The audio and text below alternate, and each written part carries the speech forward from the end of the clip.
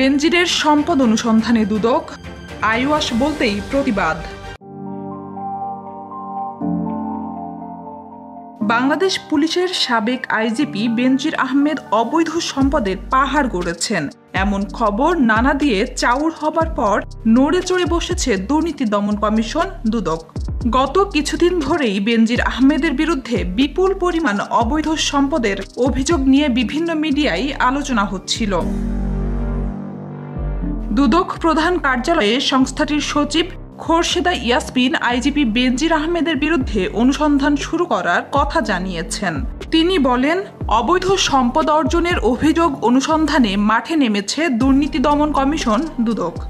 সংশ্লিষ্ট আইন ও বিধি মোতাবেক নির্ধারিত সময়সীমার মধ্যে অনুসন্ধান সমাপ্ত করে আইনানুগ ব্যবস্থা গ্রহণ করা হবে। বেনজির আহমেদের বিরুদ্ধে অবৈধ সম্পদ অর্জন নিয়ে একটি প্রতিবেদন জাতীয় দৈনিক পত্রিকায় প্রকাশিত হয়। পরবর্তী সময়ে আরও কিছু গণমাধ্যমে একই অভিযোগ নিয়ে প্রতিবেদন প্রকাশিত হয়েছে। এই অভিযোগগুলোর বিষয়ে দুদক বিধি অনুযায়ী কার্যক্রম শুরু করেছে। বেনজির আহমেদের সম্পদ নিয়ে দুদকের অনুসন্ধান কমিটির সদস্যরা হলেন উপপরিচালক হাফিজুল ইসলাম, সহকারী পরিচালক নিয়ামুল হাসান গাজী ও জয়নাল আবেদিন।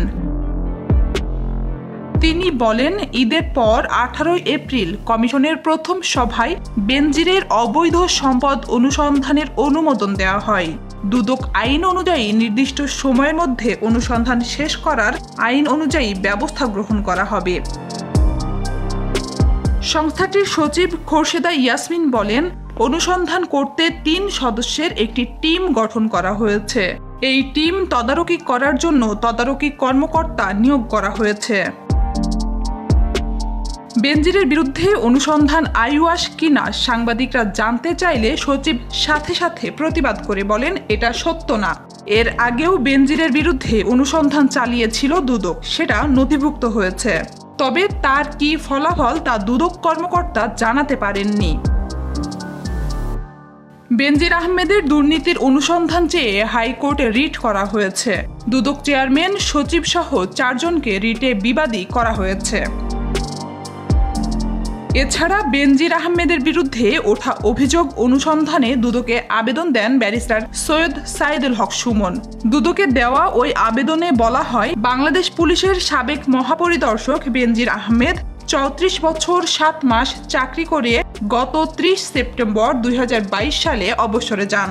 অবসর গ্রহণের পর দেখা যায় বেনজির আহমেদ তার স্ত্রী ও কন্যাদের নামে বিপুল পরিমাণ সম্পত্তি অর্জন করেছেন, যা তার আয়ের তুলনায় অসম।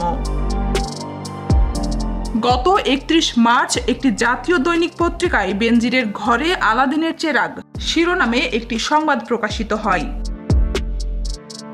প্রতিবেদনে বলা হয়েছে, সাবেক মহাপরিদর্শক, তার স্ত্রী জিসান মির্জা এবং 2 মেয়ে ফারহিন রিশতা বিনতে বেনজির ও তাহসিন রাইসা বিনতে বেনজিরের নামে বিপুল পরিমাণ সম্পদ অর্জন করেছেন।